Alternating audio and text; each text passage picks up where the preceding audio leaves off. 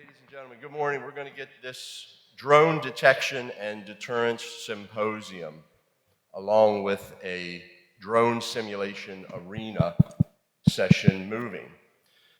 My name is Robert Green, by the way, my apologies. I'm 3 days into this conference and I'm already worn out, my apologies. Robert Green, I'm the Executive Director of ACA. We started working on this session almost a year ago. But this issue, if you may allow me, I want to give you some history and background and how this began, where we're at today, and some of the people that are in the room as part of the opening. About 19 months ago now, when I came to the American Correctional Association, we got a call from one of your presenters today, Jeff Newell, who was working then as a consultant with the FAA, saying, we're getting ready to redo regulations around drone and drone use. Do you want to come? Sent me an invitation. I called. We started talking. He had no real understanding, as one would expect, about what corrections was experiencing.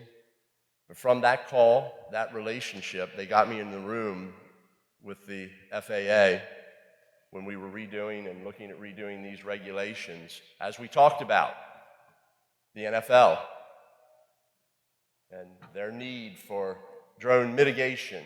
We talked about baseball, we talked about airports, we talked about all of the areas that bad things could happen with drones. I raised my hand. We've had all of that happen already in corrections. We weren't on the radar.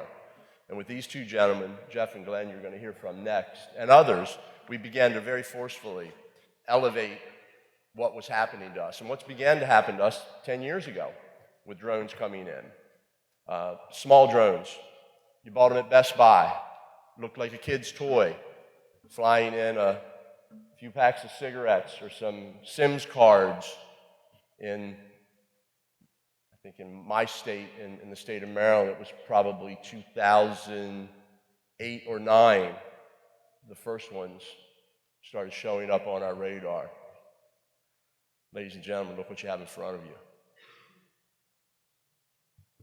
That should scare you if you're a correctional administrator and what you're doing.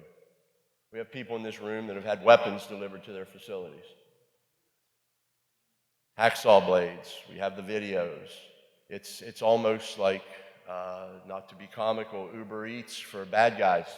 Stuff's coming right to the window. We know in many of our institutions around the country, prison windows especially, open to a courtyard. They're barred, but there's openings. People can reach right out the window and get this material.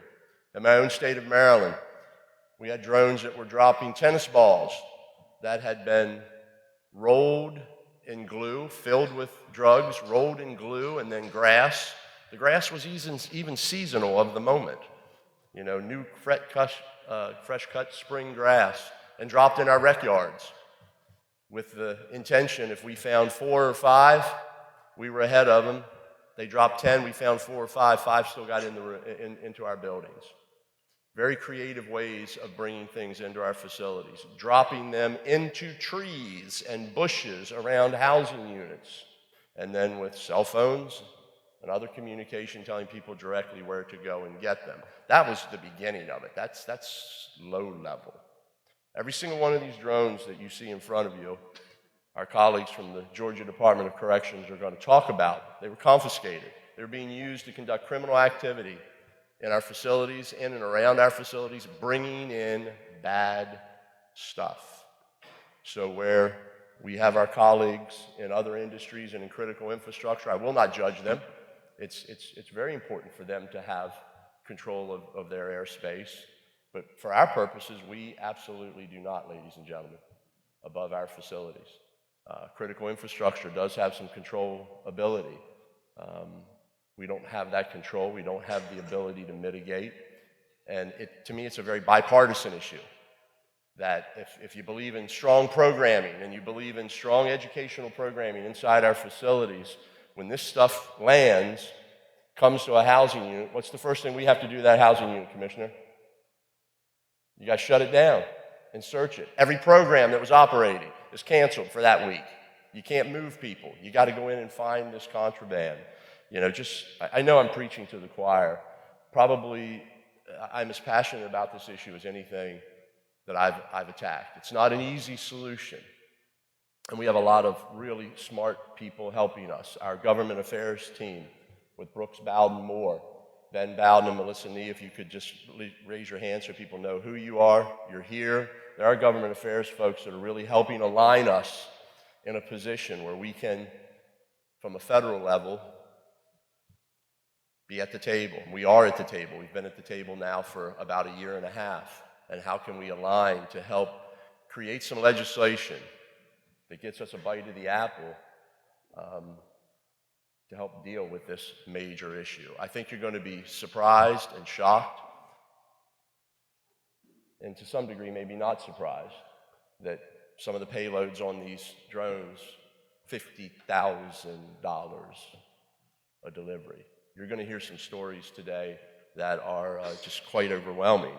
And if you think that it probably has not come to your facility yet, whether you are a local jail, community corrections facility, or a prison, I say with all due respect, you just haven't seen it yet. It's there, all over the country, the stories that we are hearing from one end of the country to the other. So that's kind of the lead-in of how this started and this relationship where corrections was not on the radar. Now we're really floating around the top of the list, ladies and gentlemen, but people are struggling with how to help us. And I think a bit of what you're going to see today is going to help answer those questions. We're going to start this morning with a session being led by Paragon Analysis. I've already talked about Jeff and Glenn. They are a consultant of the American Correctional Association. They go into the field. They will come in and help you. These are very experienced individuals. I'll let them tell you about their resume. But they can come to your facility and tell you what your problems are, give you some sense around effective setups and equipment that you will need to detect what you are dealing with. They are incredibly insightful, have already done that for a number of correctional facilities, and are part of the ACA team in doing that. They're going to talk about the counter-UAS overview, some understanding around the capabilities, legal implications, and detection and mitigation technologies, and that'll be Jeff and Glenn. We'll move into session 2 after a break with Operation Skyhawk. Our featured, quite frankly, featured speaker, Commissioner Tyrone Oliver. You're going to talk about how the cell phones, drones are plaguing his correctional system and what he has done. I have yet to see an organization put together a team and a fight like Commissioner Oliver is done in Georgia, what he's dealing with to try to stay ahead of this. We are blessed to have his entire team, investigators, analysts, prosecutors, all of those individuals here.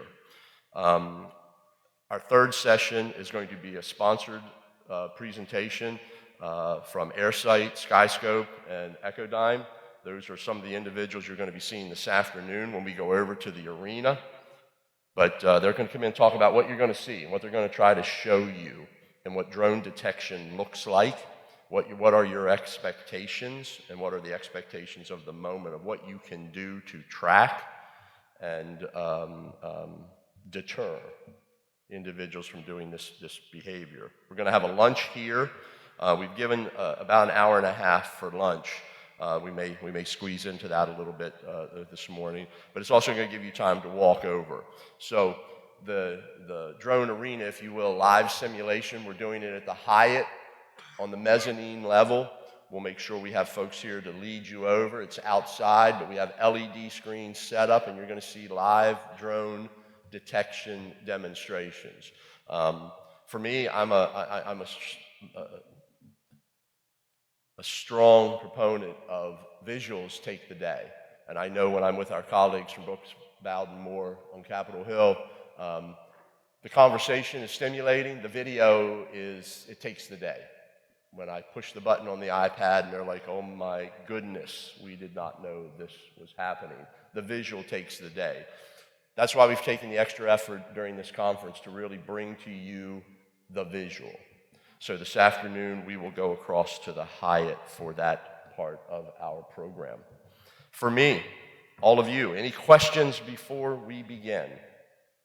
Because we want to get this moving. And I thank you for being here. We're going to have more folks coming in and out throughout the day. Many of our facilities are going through their accreditation hearings as well. Without further ado, I'm going to turn the morning over to Jeff and Glenn. Thank you very much. Let's welcome them.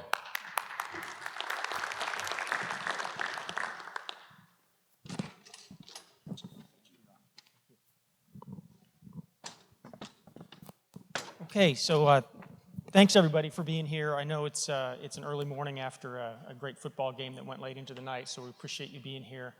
First of all, we're just talking to folks. We're truly amazed at the expertise in the room.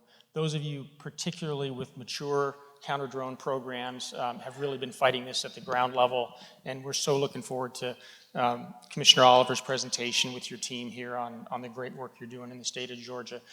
We also work closely with the state of Ohio, who's been a leader in this field. Vinko Kucinik, raise your hand. Vinko is one of the nation's leaders on correctional facilities and counter-drone programs, and these are folks you need to talk to.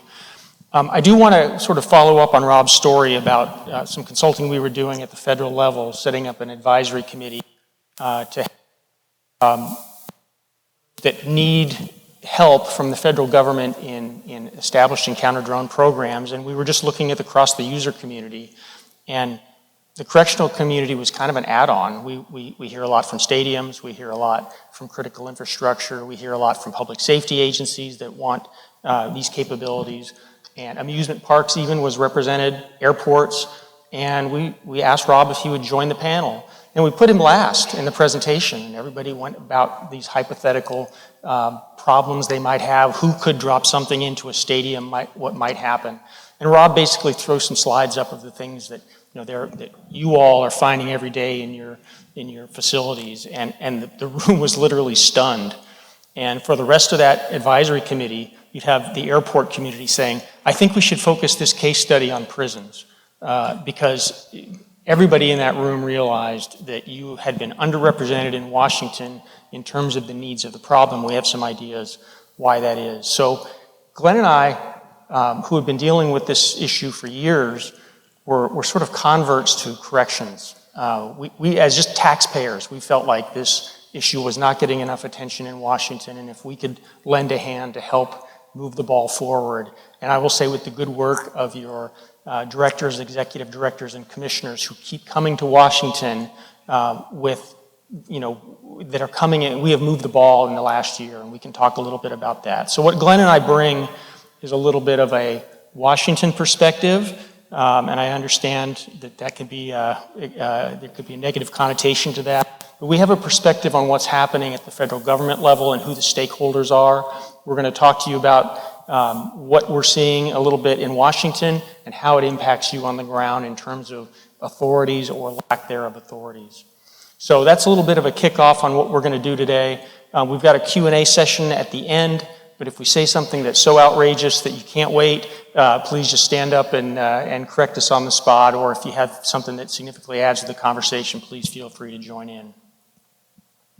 Okay, so let us tell you a little bit about ourselves. I'm Jeff Newell. I'm a career Air Force officer, retired in 2016, and have been involved in aviation security in some capacity since then.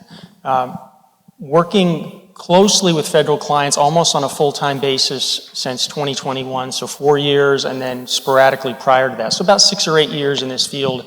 Particularly, my expertise on domestic airspace came as the Director of Policy and Plans at NORAD Northcom, and then since then the Director of Strategy for the Air Force, where we were dealing with small UAS threats as an emerging threat. And then since then, started working primarily for DoD, helped them set up their policy for how they were going to implement some new authorities for mitigation, and then did an extensive project for the Navy where we basically helped them establish their shore-based counter-UAS program. So a lot of experience across the federal government and learning a lot about the prison community, where I think is an acute focus of time and attention today. So good morning, everybody. Glenn Davis, It's a little bit louder than I expected.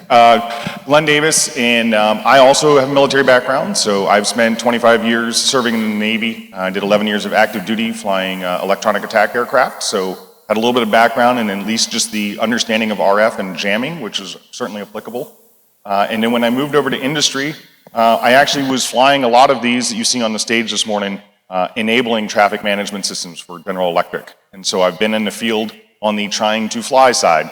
And how do we get these things autonomous, and how do we fly multiples, and a little bit of potentially the tactics that those that we are trying to protect from coming into the prisons are trying to use and thinking about. After that, I actually switched over to the other side. So when Jeff and I met, consulting for federal agency, working on the counter side of the house. So I've also now been out on the field holding the jammers, holding the counter systems and experiencing that, and really exploring, as Jeff was talking about, how do we stop these things? How do we keep the nefarious out of places we don't want them? And how do we keep the good people and the good guys doing the right thing in the air and not accidentally? So, extensive experience both, like I said, on the flying side and on the trying to make them not fly. Really honored to be here to talk to you guys today. Okay, Ben and Melissa are going to give you a little bit, they're much more attuned to what's happening sort of at the day-to-day level in Washington on the Hill in terms of movement on things that matter to you, and that's legislation to give you more authorities. But let us kind of give you an overview of kind of who the interested parties are in Washington that is helping you and maybe holding you back. And so I just want to talk about this briefly. I would say the most powerful voice in Washington today on the issues of drones in U.S. airspace is probably the drone industry. They're well organized, and what they essentially, and they have an active government affairs campaign. What they really want is unrestricted access to airspace below 400 feet. And they're not really opposed to security. In fact, they support kind of security initiatives, and I don't really think they are a real obstruction for you, except for one thing, and that is that they want to declare a drone an airplane. And once you declare a drone an airplane, then or an aircraft, then all other rights and privileges of an aircraft are associated with drones, and that is a real obstacle for you in probably an unintended way. The second interest group are drone hobbyists. This came from the remote control or RC modeling community. They're also very well organized, and their interests are essentially, they don't want to put extra weight on model aircraft, so they don't want things like remote ID, and they want privacy respected. And so they don't necessarily want you to see their drone, and they have a powerful voice in Washington as well.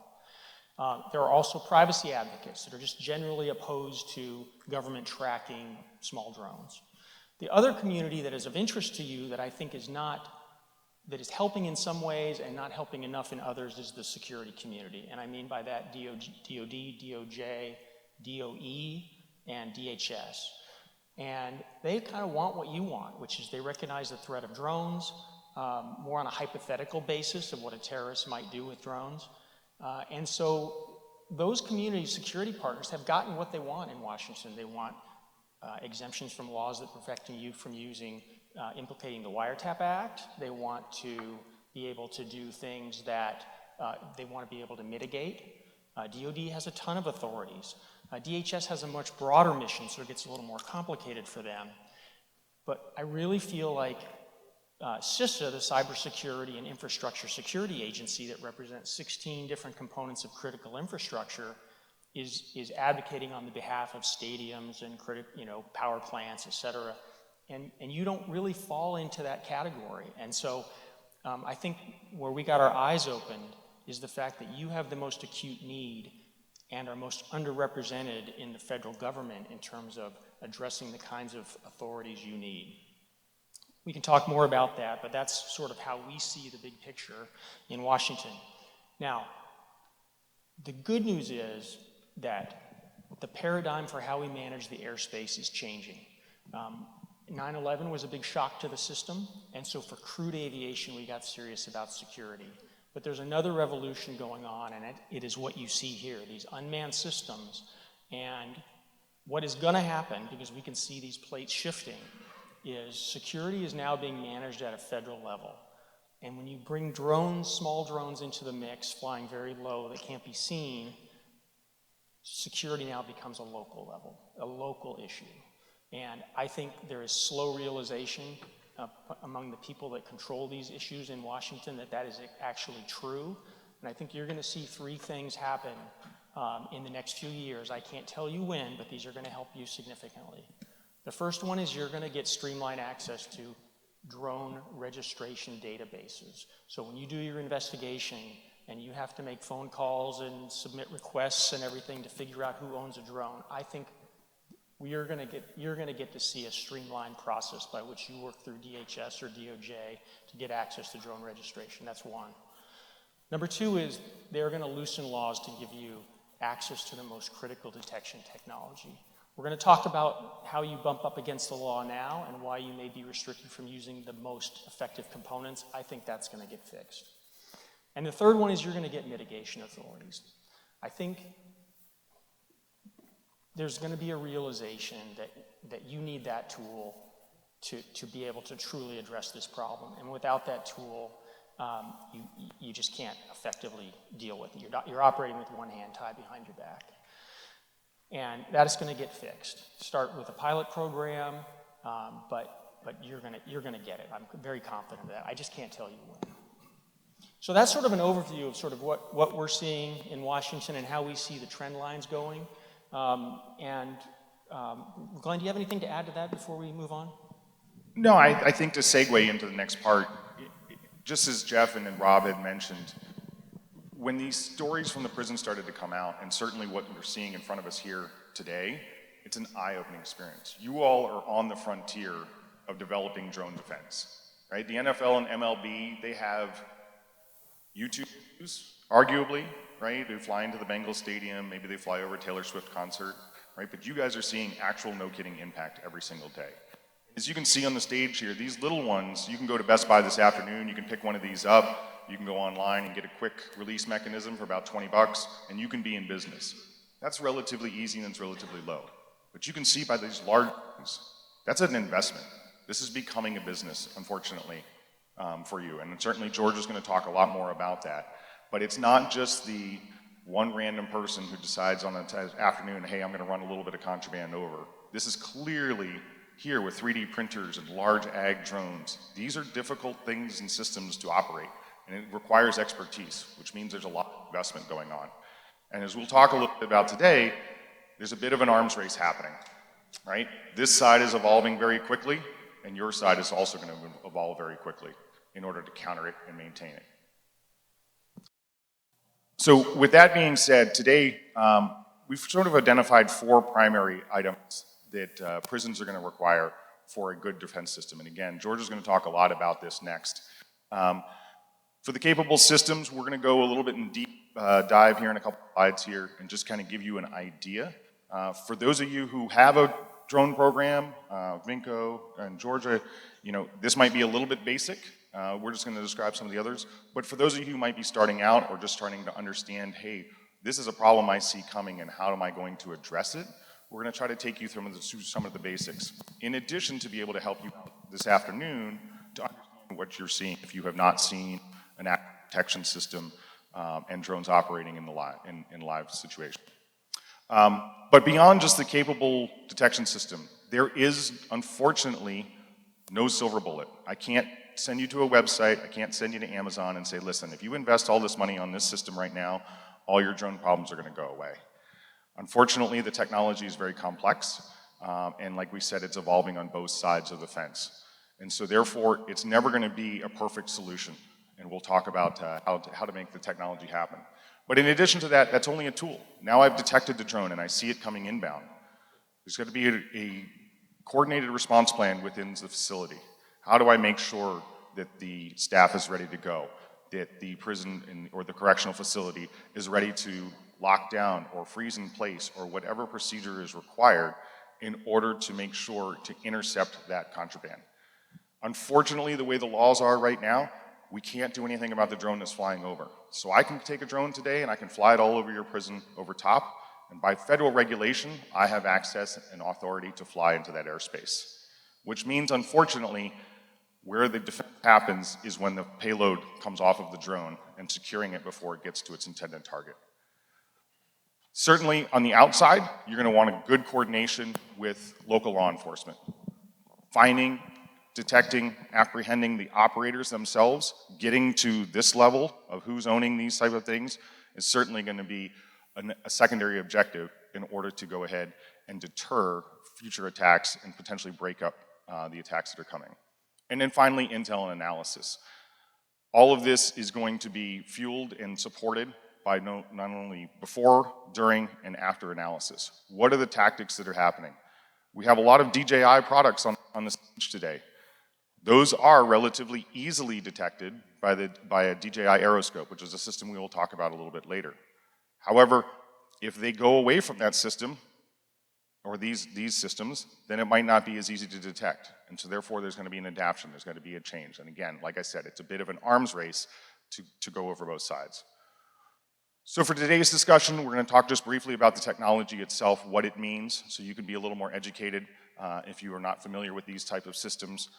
When you talk to somebody and they're telling you what type of systems there are, we're going to cover some of the legal restrictions you need to be aware of.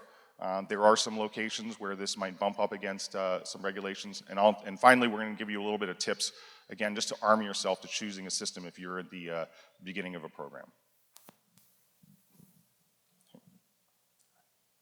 Okay, let's start with what the law says. I gave you a little bit about why the law is as it is and the actors that are influencing this. And this is fundamental to why you can't do some of the things that you want to do. And that is that drones are defined as aircraft. This is in law right here.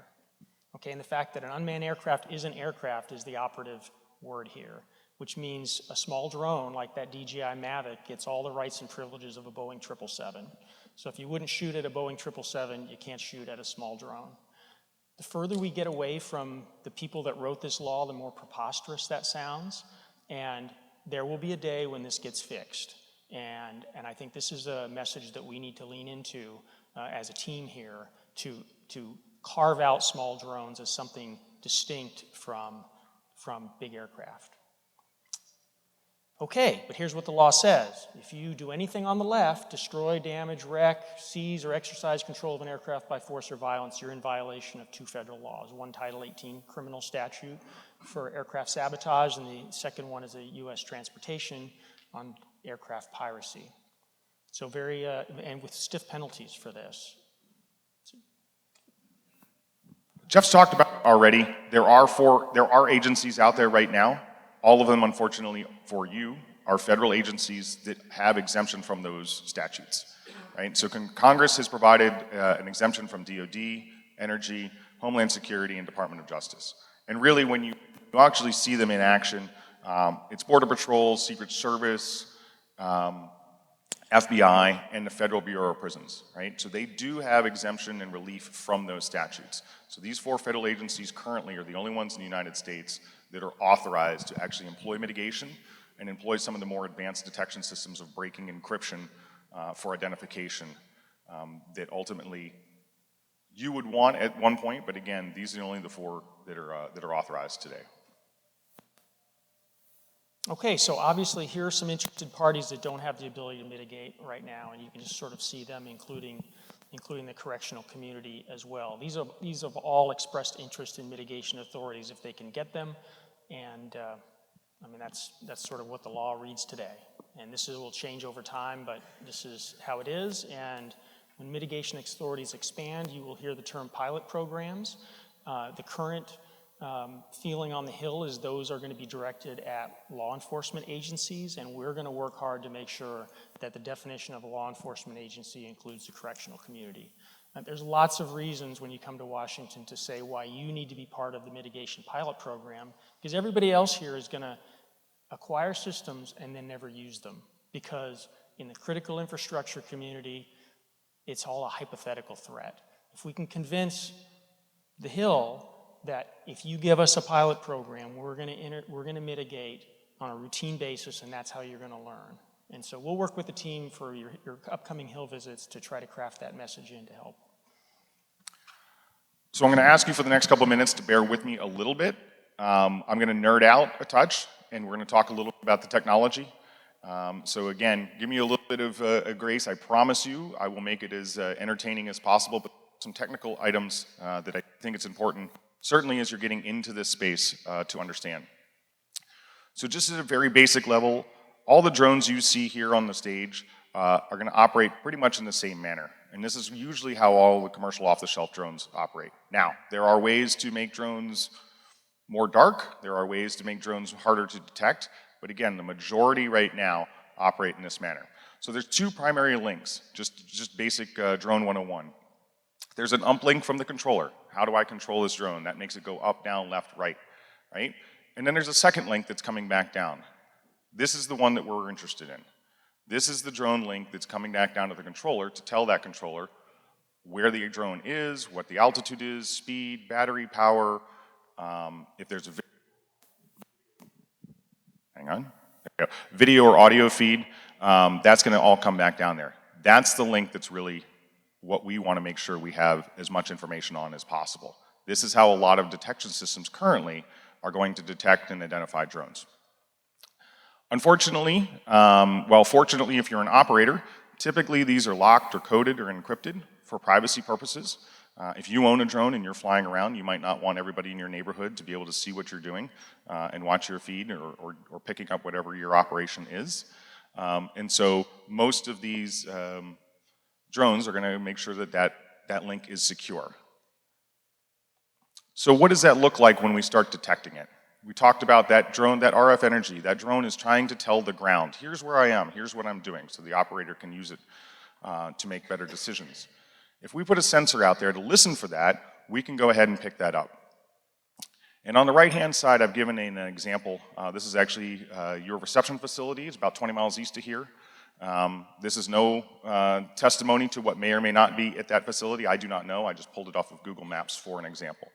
But if we put a detection system, an RF detection system that's listening for that signal coming off of the drone, it will detect that. And it will give us that strobe that you see there on the right-hand side that's saying, hey, somewhere out there is that drone. So think of this again as a little bit of, hey, I hear a noise and I know it's coming from over here, but I'm not exactly sure how far away. That's what this is doing. Unfortunately, what that's not going to give us is a whole lot of details down here. So the altitude's likely going to be unknown, the speed and position is going to be estimated, and you're not going to get a whole lot of information off of that. Now, a little thing I also want you to understand. The systems are tuned to be able to listen for and detect drones. There's an enormous amount of RF energy out there. There's radio signals, there's TV signals, there's cell phone signals, there's all kinds of stuff flying around. And so they tune the systems in order to be able to hear what typically drones are doing. And that means that, hey, if this is a Matrice, or I'm sorry, if this is an Inspire, I know what that waveform usually looks like, and I will program the system to listen. And if there's a Phantom, I'll program it with what a Phantom typically sounds like. And that goes into a library. So the system has a library of drones that it can see. If it is not in that library, typically the system will not see it. So just another important thing to understand, there's some of the limitations that often happen with this type of technology. So if you have only this, certainly it would be better if you could get two sensors, right? And that's usually a recommendation that we provide. If possible, if budget allows, and you're able to do it, certainly two is going to help you out. So now that I know that drone's somewhere in that shaded area, and I have a better understanding that it is in fact not over my prison, it is way out in the field. But we can watch and see where it tracks to. Now the next level is if we take that exact same information coming in, right? And I said that typically that's coded or encrypted potentially. And if we do some post-processing on an exact same signal and unencrypt it and decode it, now I can hear everything that drone's trying to tell that ground controller. So what's that going to show us? Well, that's going to provide us a real nice, concise dot. Hey, this is where the drone is, because now I'm listening to where the drone is telling me it actually is. In addition, I'm going to get all the information here on the left-hand side. I know exactly how high it is. I know what the position is. I know what the speed. I might even know the serial number or some more identifying information on that drone. That's really what we were hoping to have. This is the ideal solution.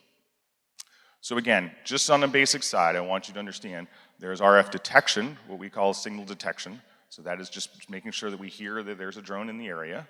And then there's actual signal decoding, which is the next step. Now, for the signal The coding, I'm going to turn it back to Jeff because there's some things we want to make sure we understand legally on those. Okay, so Glenn has been foot stomping the difference between an RF detector and a signal decoder. This is terminology you need to fundamentally understand because here's where we sort of bump up against federal statutes. And we get this question all the time. Is my system legal?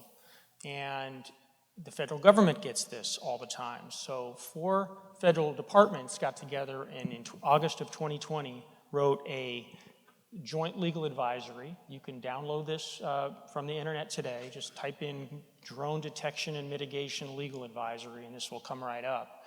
And essentially, they tried to address this question.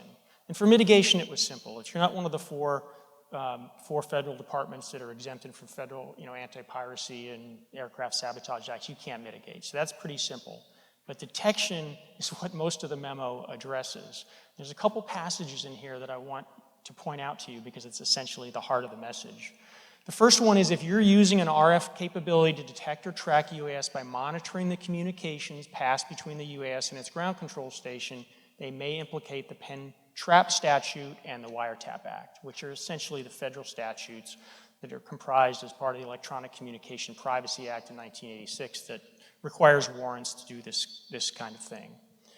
And so the next component of this, which I think is the operative one and really sound advice for you, is if you're going to use one of these systems, if you're going to buy or use one of these systems, you need to seek the advice of experienced counsel that understand federal and state criminal surveillance and communication laws. And then the bottom piece is entities should conduct their own legal and technical analysis of each system and should not rely solely on vendors' representations of the system's legality. This is really, really important because we talk to vendors all the time, and while we've done our best to make very clear what's a signal decoder and what is not, vendors don't typically speak in that same language. Now, the vendors you're going to meet today are really reputable vendors, and they will have frank conversations to you about what their systems do.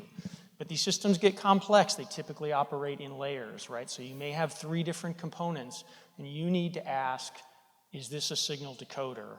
And if you were seeing a system, as Glenn described, that's telling you a latitude and longitude of where a drone is, or a drone serial number, or precise implication, I'm going to ask some hard questions because I'm pretty sure I'm looking at a signal decoder. And then you need to bring your counsel into discussion. There's only one person that's going to keep you on the right side of this, and it is your own legal counsel that's going to best advise you on whether you should use these systems or not. Okay. So what about this system?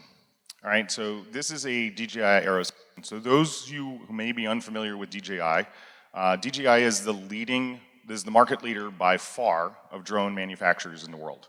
It is a Chinese-based company, and when it first came onto the market, it took probably 80 to 90% of the market share in the US and global. They're cheap, they're super reliable, they're easy to use. And to be honest, they're everything except for the 2 on the end that you see on the stage right now. So certainly, this is an easy drone to operate. It's an easy drone to acquire. The barrier to entry of learning how to fly it is pretty easy. You put it in the air and it sits there and it waits and for you to tell it what to do. So because of that, it is certainly a preferred drone for all operators, and as you can see as well, criminal operators, because of that ease of use and the low amount of technical information you might need to actually get going. DJI then came out and built this system. So this is called the Aeroscope. This is their detection system. Same company, and it detects all their DJI aircraft. You might have seen it in the headlines in Ukraine. There was a lot of discussion about what was capable and uncapable there with it. But again, at the end of the day, this is that detection system. And this is going to provide one of those signal decoding things. This is going to tell you exactly what model, what make, what serial number, where the operator himself is, where the drone is. It's going to give you all the details you really, really want, which is great. The reason that this one is widely accepted as acceptable and legal is because actually in the DJI user agreement, when you buy one of these drones and you click the 42 pages of information that you read thoroughly and say, I accept, in there it says, we are authorized to monitor and read your information on a DJI Aeroscope system. So in essence, you have given permission to an operator of this system to go ahead and take that information off of your drone and use it and provide it to the operator. So that is a little bit of the way in which DJI operates somewhat differently than maybe some other signal decoders that may not provide that authorization from their user. A couple warnings you've also probably seen in the news. DJI is in the target right now of Congress. There are considerable security concerns about the information that may or may not be heading back to China from the drones themselves, from the aeroscope themselves. There are already states, including the one we're in right now, that have said federally or state agencies are not authorized to use and operate or purchase DJI drones for that security concerns. There is congressional legislation in the process right now of trying to ban it across the country. Now that will certainly have an impact on the drone users. There's an enormous amount of law enforcement and other agencies and inspectors and personal users that use these professionally, but just be aware of that. In addition, that will likely cover aeroscope as well. So that might take a tool that you could potentially have in your system off of the table that would be detecting 70 to 80% of the drones in your area with extreme precision. So again, just be aware of that. This is often a component of one of the layers that a solution will have. But again, just be understanding that it may or may not be around. The other implication is if DJI ultimately gets banned, that will likely fragment where criminals are going to go. If this is no longer an option, then they're going to have to find an alternative. And that alternative might be harder to find or harder to detect. So again, just to be aware of that capability, but that's how the aeroscope ultimately is right now widely accepted as a signal decoder solution. Before we talk about radar, I just want to reinforce that everything we're saying up here, criminal drone operators understand. They understand that the most effective detection system you have is a DJI aeroscope. It's long range, it precisely decodes the signal because it wrote the signal. I mean, DJI wrote it. So, of course, what we're seeing over time is the operators are figuring that out. So they're moving away from DJI products to SwellPro, Autel, and others. So if you're going to use a signal decoder, that is not going to be something like aeroscope, it's something else. Remember, every RF detector and every RF decoder has a library, and criminal operators understand that. So they're going to take a drone and very possibly modify that drone so that the waveform is different. Or they'll use a home-built drone that isn't in the library of these systems. So that's why you need a radar as a third layer. We like radars a lot, and they're getting better. But a radar will see anything with a radar signature. The problem with radars, they tend to be a little more expensive. They tend to pick up birds. And so what you need to use them is some kind of a camera, and that's probably a daylight camera, electro-optical, and a thermal imaging camera to see at night. And that camera has to be paired to the same range as your radar. It doesn't make any sense to have a radar that sees out to 2 kilometers and have a camera that sees out to 100 yards. So you're going to have to do your homework and make sure that the radar camera pair are matched, because you're going to be at the limitation of whatever is the shortest range. So this is, for those of you that have radars with cameras, you'll see I picked some generous pictures that clearly identify drones. A drone at the range of the radar may look more like a dot than a drone, plan form of a drone that you see here. And you can see that radar is picking up birds too, and it's going to slave that camera to birds. What we'd really like to see in more sophisticated radar systems is a track and layout of precisely where that drone is. Radar processing is an entire field of engineering, and these radars will continue to get better. So you'll start to see less of what's on the left and more of what's on the right. And I encourage you to ask your vendors about how they display their radar today. So the last technology we want you to be aware of is called remote ID. So remote ID is not necessarily a detection system. Remote ID is now a regulation that all drones that are manufactured are required to have installed onto the drone itself. And if you owned a drone that lived before the regulation came on, you're now required to go ahead and modify your drone in order to have a remote ID module on it. And what does remote ID do? So the concept behind remote ID is a license plate in the sky. Just the same way as I drive by a police officer today, he can look up my license plate and see who I am and potentially see any indications of me. The same idea is for the air. When the drones started flying, we all of a sudden, the government realized we don't have any way to track these individuals. There's no longer a person inside that aircraft. We don't know where that operator is. We don't know what that drone's doing. How do we get a handle on that? And the way they decided to try to do that was remote ID. And so what it is it's a little module on the aircraft itself that is broadcasting at all times information about that drone. And as you can see on the right-hand side, there's applications out there you can actually download and hold your phone up, and the idea is if there's a drone in the area transmitting, it should receive that. And then you'll tell you, okay, this drone is in this location, it's at this altitude, it's doing these things, and here's a serial number that's associated with it as well, a specific remote ID. So essentially that license plate. This is certainly an important tool, right? This is an evolution of the government trying to figure out how do we sort the airspace again for drones. So for detection systems, typically vendors are now incorporating this as well. Again, another layer, another tool. Is it possible to get around this? Absolutely. Can I have an old drone that doesn't have a transmitter on it? Absolutely. Is this 100% reliable? No. I encourage you to actually talk to the vendors. We talked to them yesterday, and they will give you a lot of information on different companies have different power outs and different performance. So I might be able to see a DJI drone remote ID from a mile away. I might only be able to see a different brand drone from a quarter of a mile, right? So again, not a perfect solution, but certainly an additional layer. I now have a track somewhere that I'm not sure where it is. I can pick up remote ID. Now I get more specifics without getting myself in trouble with, say, a pen trap or wiretap with a specific signal decoder.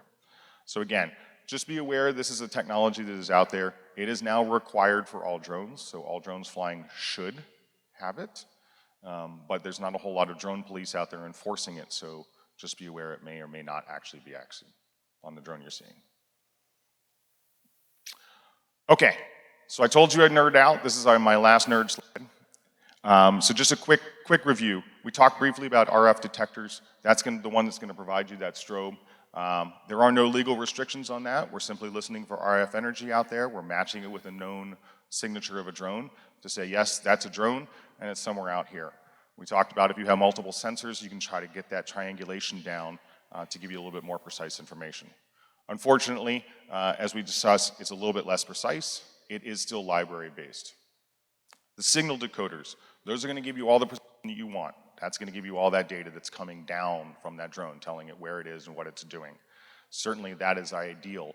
But as Jeff talked about, it may implicate federal laws. You're going to want to bring in legal counsel and make sure that you are not necessarily getting awry of the law somewhere in that process. In addition, that is also library-based. Now, I say the library, most of these libraries are pretty robust. The vendors are keeping on top of this. As things evolve, they're adding them in. They want to make sure they can see everything out there as well. But just be aware of that. Hey, I've got a system, it's not seeing this drone that keeps coming over or around my facility.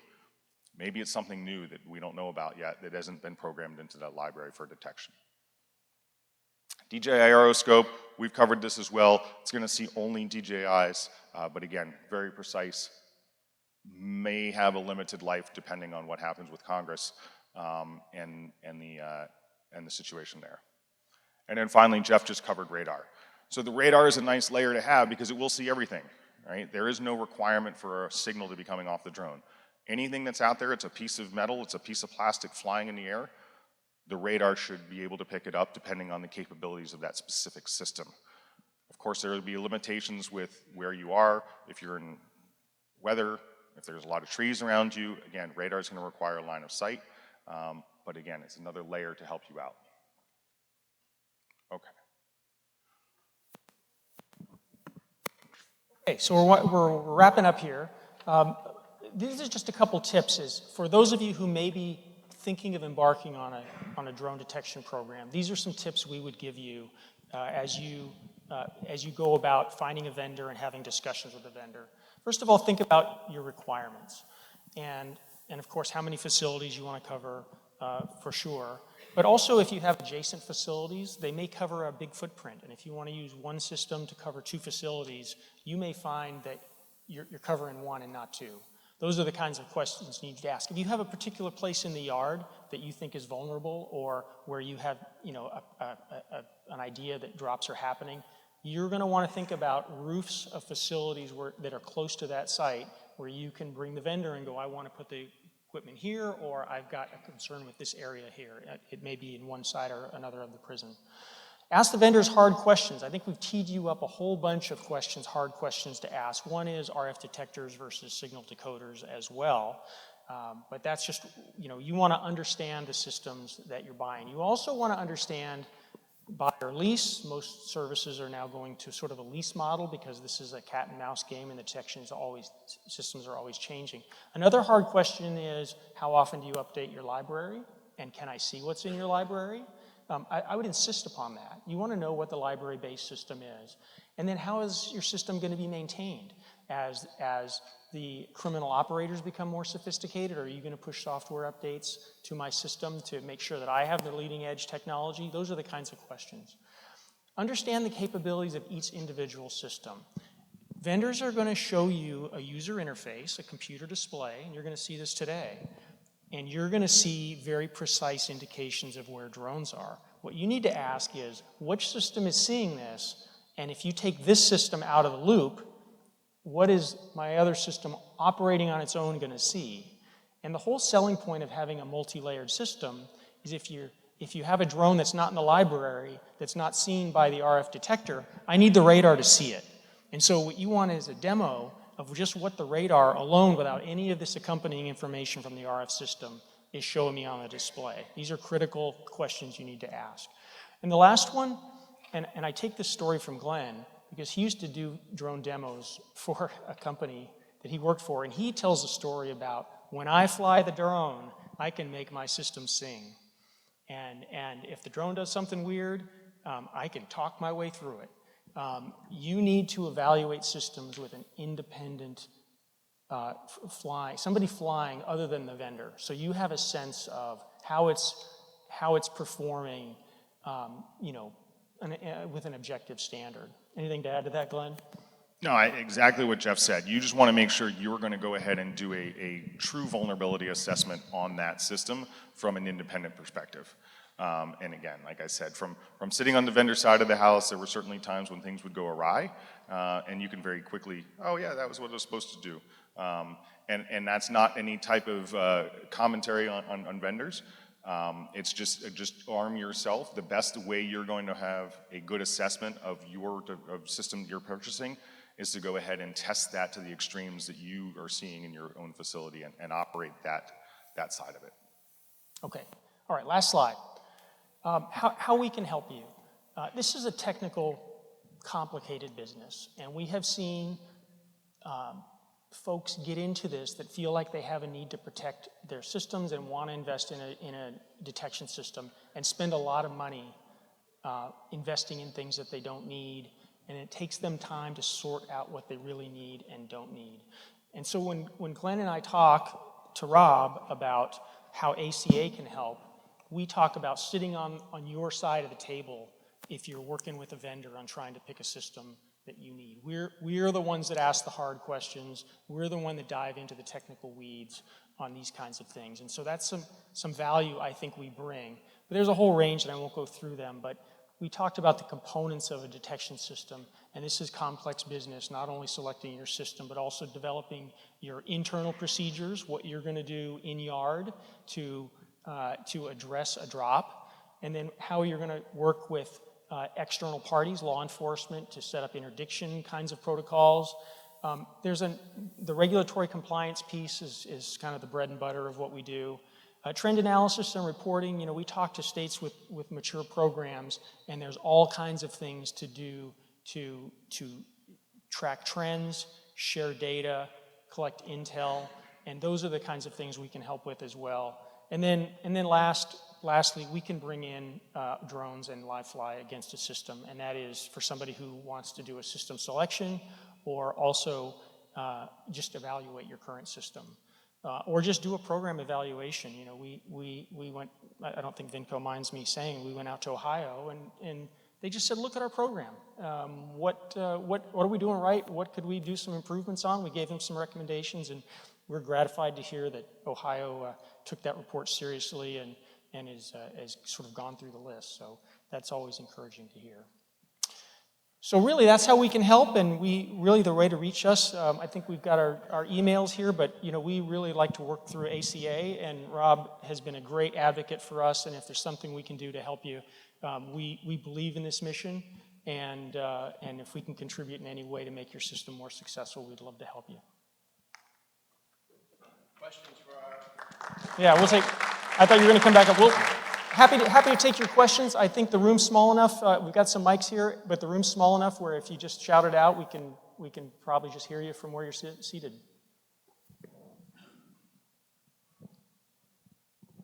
Yes, sir. There was some language earlier on one of your slides that talked about seizing the drone. Yes. At what point do state agencies, at what point does that become a violation of federal law based on whether the drone is in the air or on the ground with contraband in a facility? Yeah, it's a great point, and I think I'm kind of looking at the Georgia team because I know they know the answer to that, and I'm going to let them talk about the seizure on the ground piece maybe in their presentation, if I can defer that question to you because it is complicated, and they'll know. As to in the air, you're not going to like the answer, but you could have a drone come and fly in the middle of your yard at 10 feet, and by federal statute, you can't take a broom and swat at that drone. Now, I mean, as a practical matter, I don't think anybody would fault you for it, but that's how the law reads. Yeah. Yes, sir.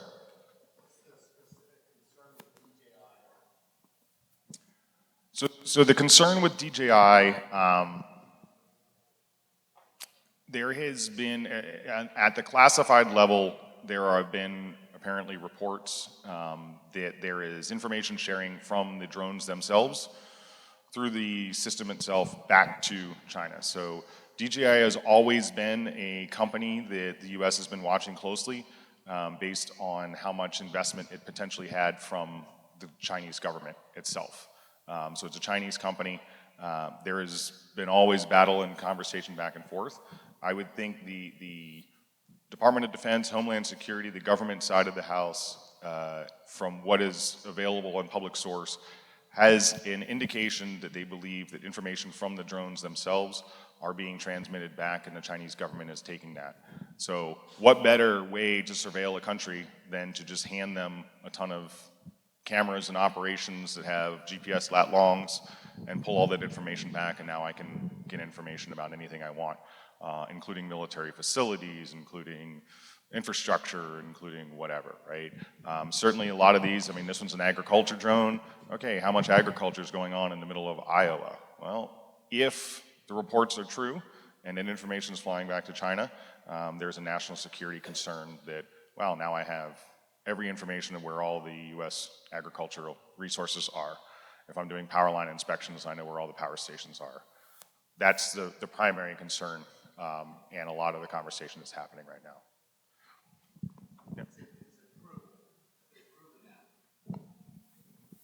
DJI doesn't think so, the government does.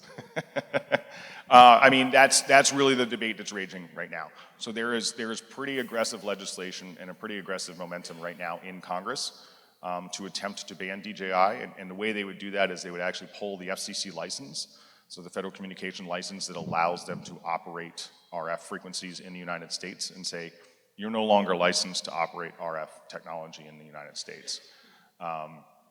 That's how the proposal is to do it. DJI has come back pretty aggressively and said, look, I don't have any proof. You guys keep telling me you see reports, but they're behind closed doors I'm not allowed to see. The government says we have good information, this is happening. That's the debate that's happening. What about, is there any legislation in the works about forcing the owners to update the firmware to be picked up by these systems? Because every one of these drones will not be picked up outside of radar.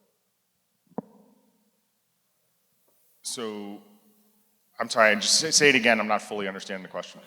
Going back to what you were talking about, I believe it was the DJI system, right? Yep. If they don't update the firmware, Right. it's undetectable. And that's how they were being done. On the aeroscope, you're talking about? But I mean, like even the different programs that we have, Yep. some would it'll pick up some, would not pick up others. It was hit or miss at best.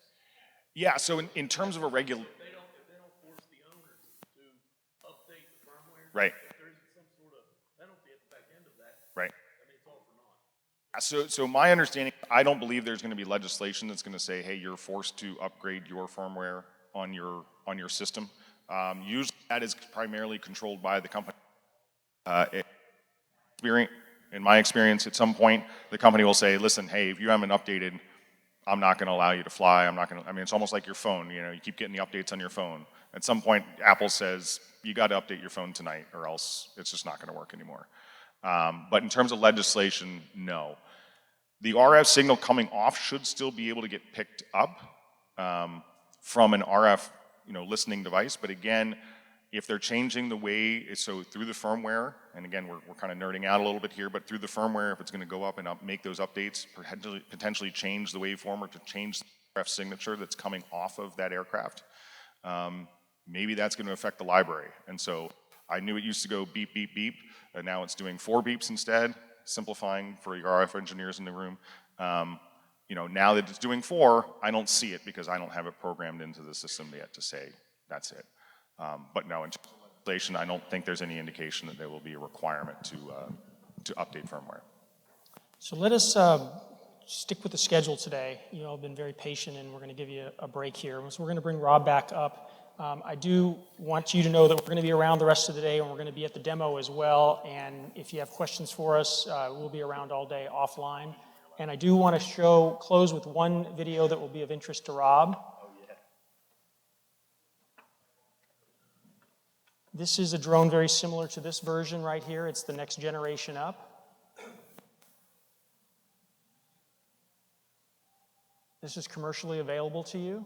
It's a DJI product. And if you watch at the end how he lifts him up, you can see that drone has got plenty of power to pull somebody up.